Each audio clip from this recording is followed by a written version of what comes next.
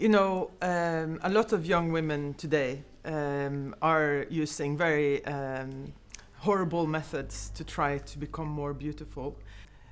And I thought it was quite striking when I found this image in the Brothers Grimm's version of the stepsister cutting off the toes to try to fit the shoe. I thought that was a perfect metaphor for what so many young women are doing to themselves today. But I also found, as you say, kind of another truth, and that is that it's not just a modern thing that we're doing today, changing our bodies. It's not a new idea. It's actually something that women have been doing to themselves for a long, long time, and it's actually part of a very misogynistic culture of treating women as objects for male desire. And it was quite shocking to me how we are still, doing this to ourselves, or although we are emancipated now, although we can own ourselves, we're still, treating ourselves as objects.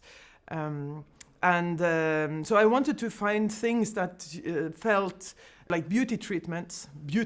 I like to call them appearance treatments, because this industry does not own beauty, we do.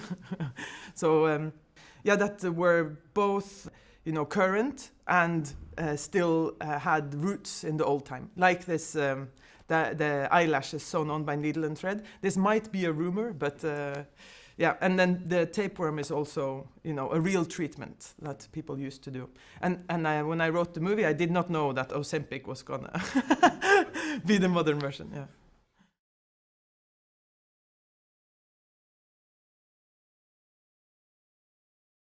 It's trying to redefine beauty, and it's trying to make the audience question society in terms of beauty standards and how we navigate through the horrible projections of beauty on us, And I would choose Elvira all the way, and also maybe Alma, because she's very. She's the purest. She's very pure, and she's very confident in herself, and she's not really affected by her surroundings. Yeah, I think for me it's like as the most cliche thing it could ever say, but beauty comes from the inside. And I think, you can try, but if I don't like myself, at least, I don't know how much the exterior is gonna matter, Mm-hmm. But it's hard. Yes, it's hard. We're trying.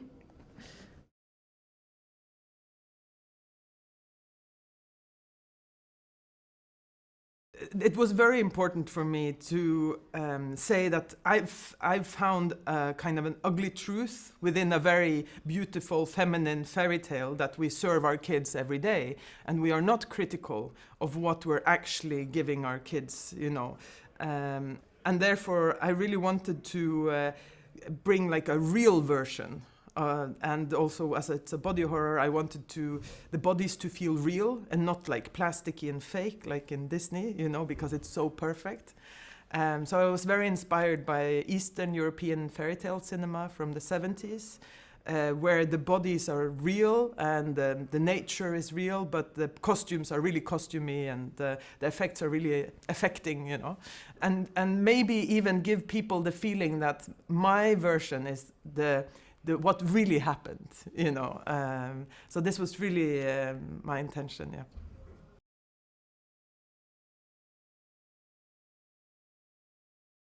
Yeah, I think that is something that I grapple with constantly, and I think, one of the main things is when you realize that, like, oh, my ideals or the way that I think that I should look is not something that you can achieve without doing things to your body.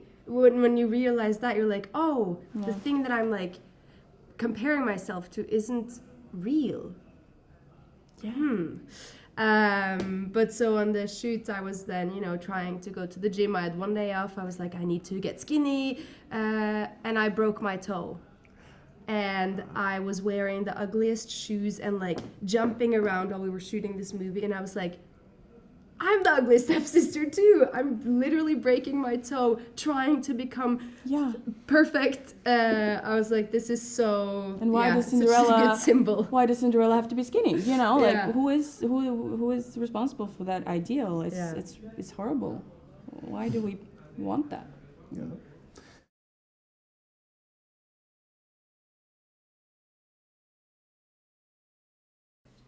Ooh, that's a hard one. It's absolutely partly body horror, and I knew it would be from the very start. I got the idea because of the chopping of the toes, and then I knew that if I was going to, appeal to the body horror audience, I needed to sprinkle some more. But my vision was always to.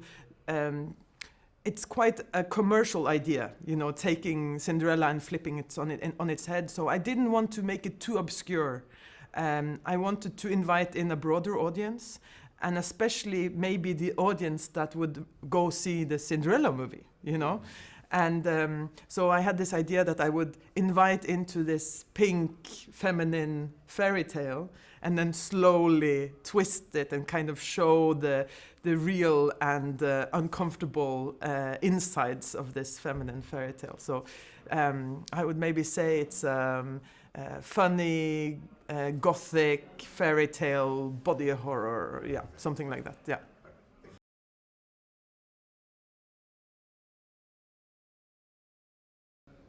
Yeah.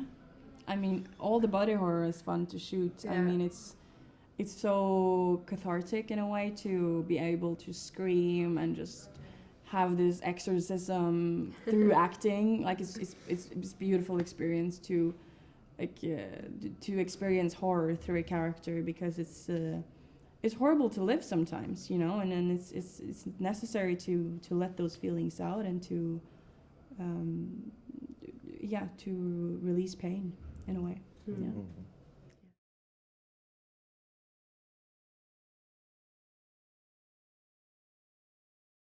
I think, one takeaway that I love when the audience has is when they say there was no bad guy.